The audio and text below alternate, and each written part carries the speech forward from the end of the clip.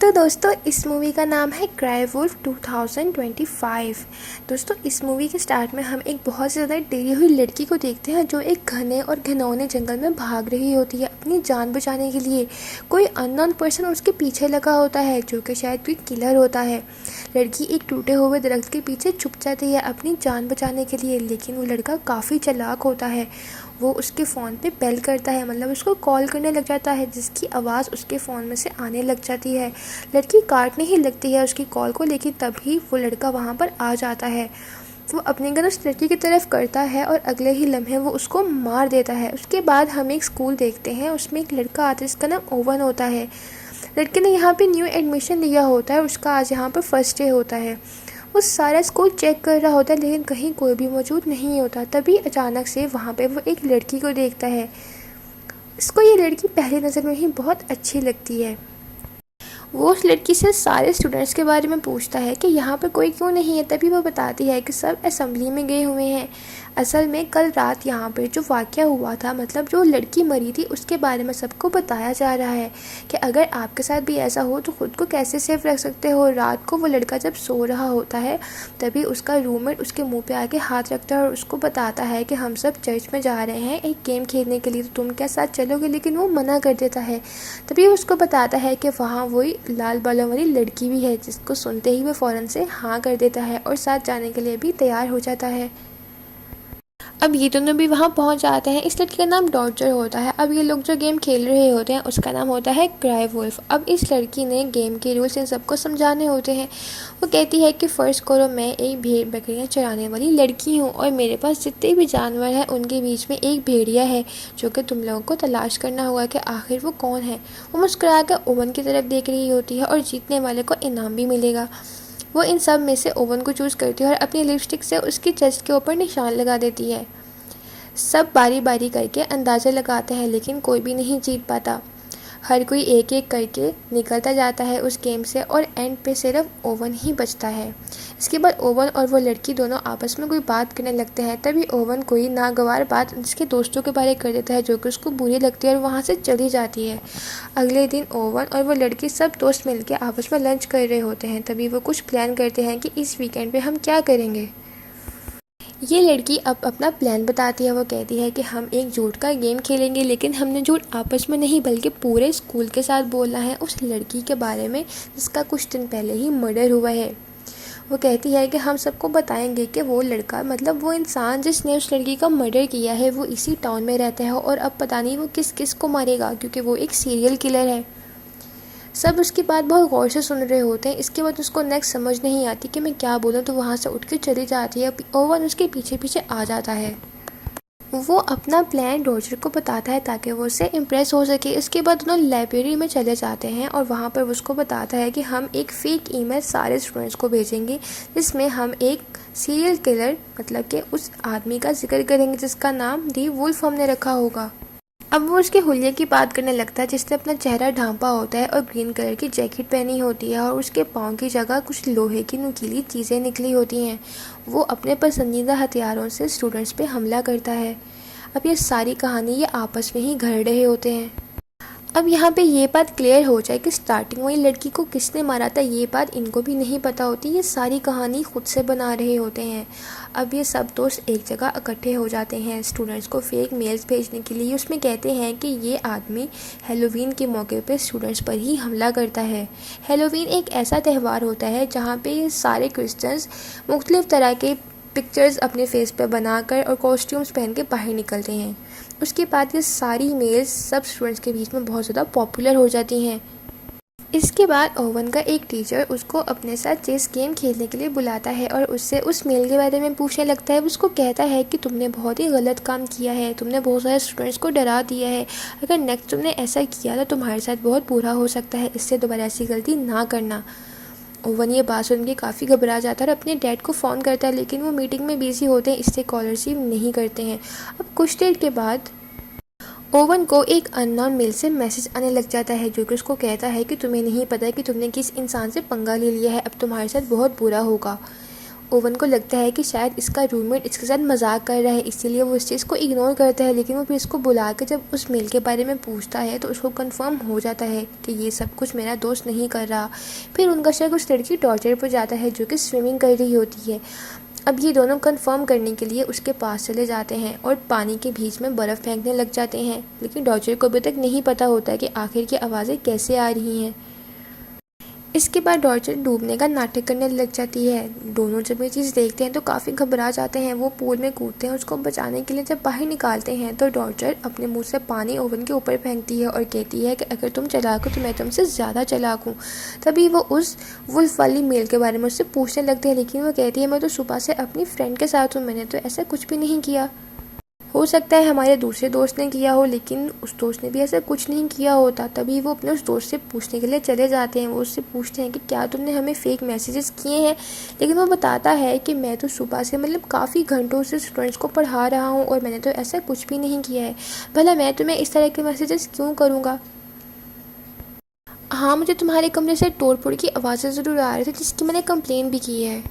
Oven जब अपने room को जाकर चेक करता है तो उसके रूममेट वाली साइड सारी तबाह बर्बाद हुई होती है, लेकिन जबकि ओवन वाली साइड को किसी ने हाथ भी नहीं लगाया होता।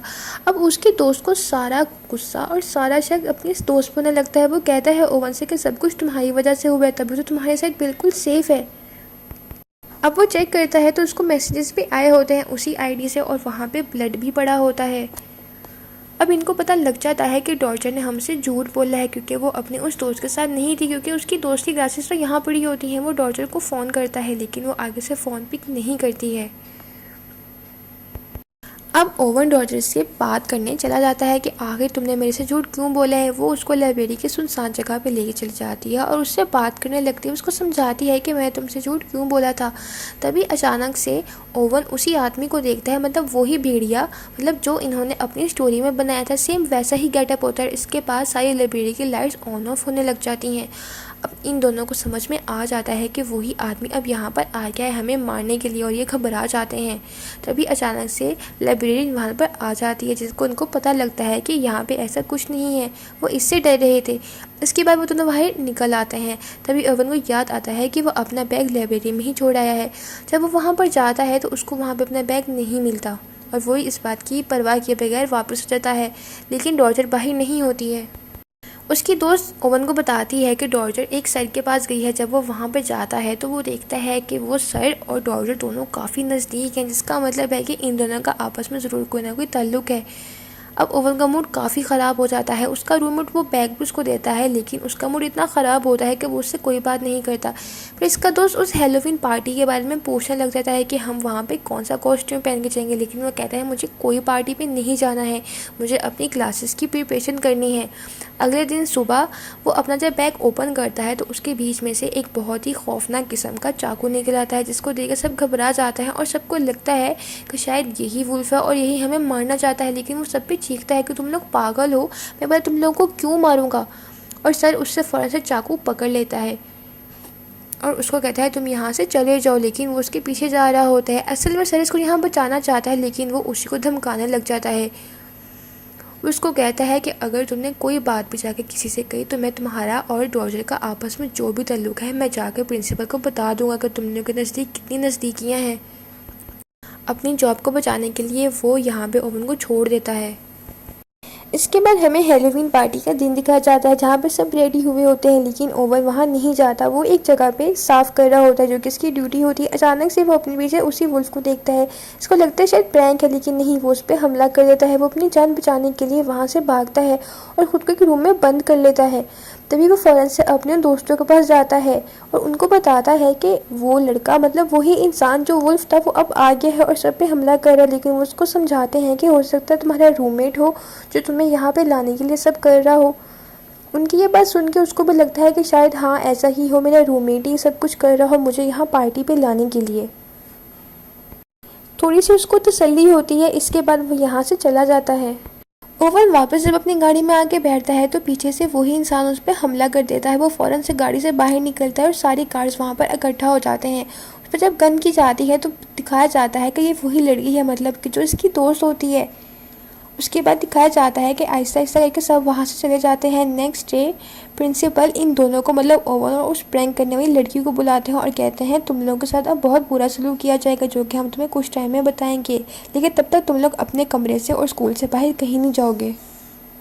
अपने रूम में आने के बाद ओवन को पता लगता है कि आज वाकई में हैलोवीन है। वो अपने सारे दोस्तों को एक जगह इकट्ठा करता है और उनको पता लगता है कि अब वाकई में उस वुल्फ के हमले सब पर होने लग गए हैं। अब यहाँ पे इनको बात पता लगानी होती है कि वो मेल से मैसेज आखिर कौन कर रहा है और वुल्फ बन के हमले भी कौन कर रहा है। ओवन अचानक से उस लड़के डॉटर से पूछता है कि मुझे लगता है इन सब के पीछे तुम और वो सर है, क्योंकि तुम दोनों का आपस में तल्लक है, बोलो ऐसा ही है ना। लेकिन वो कुछ भी नहीं बोलती और चुप करके वहाँ से चली जाती है।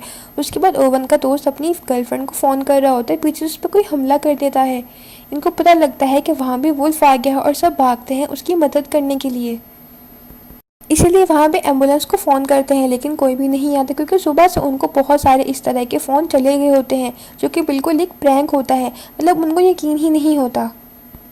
अब इनको समझ आ गई होती है कि ये सारा प्रैंक, मतलब ये सारी स्टोरी जो इन लोगों ने खुद से बनाई थी, वो अब हकीकत में बदल रही है और इनके सामने वो सब कुछ आ रहा है।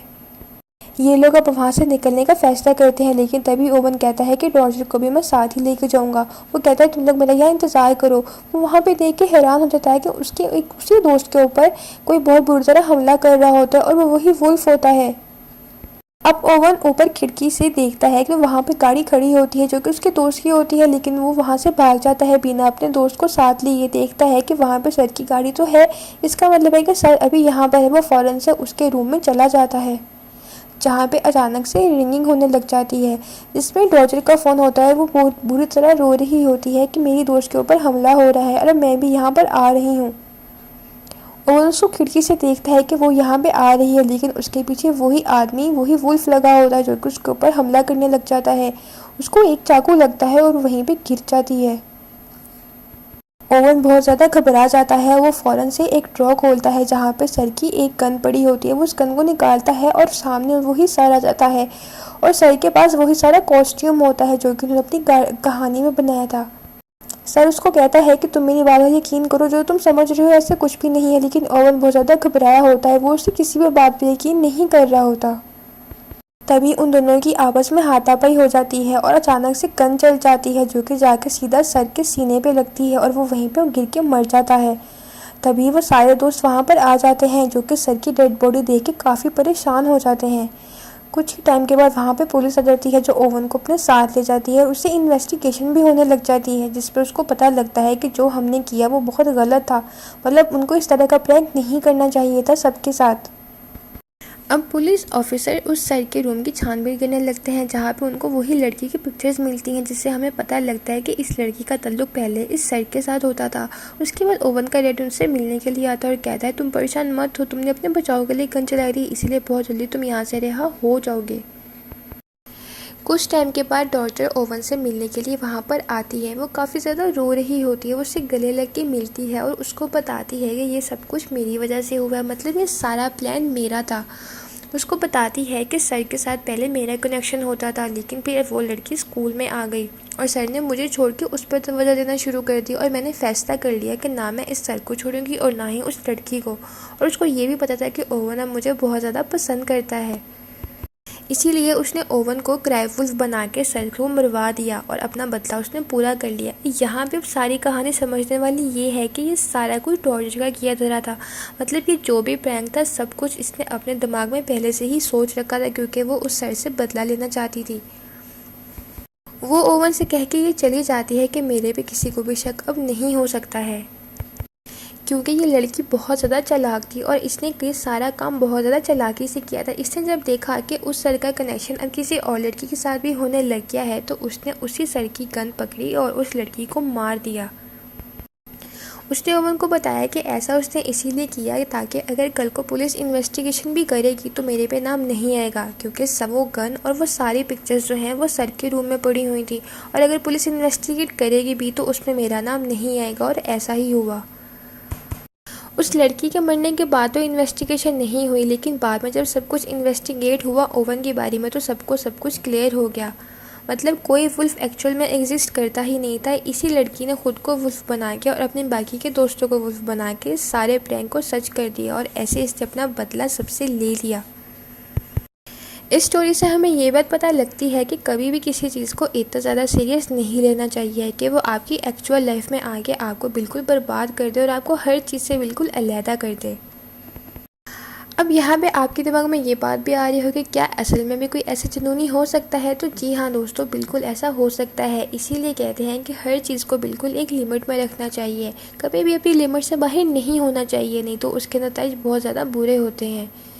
इसके बाद ओवन को भी वहाँ से मतलब कि जेल से बिल्कुल रिहा कर दिया गया क्योंकि वो बिल्कुल बेगुनाह था और सारा कुछ रॉजर का प्लान था और ये बहुत ज़्यादा चालाक लड़की है। लेकिन यहाँ पे फ़ायदे की बात ये है कि इसके किसी भी दोस्त को कोई नुकसान नहीं पहुँचा।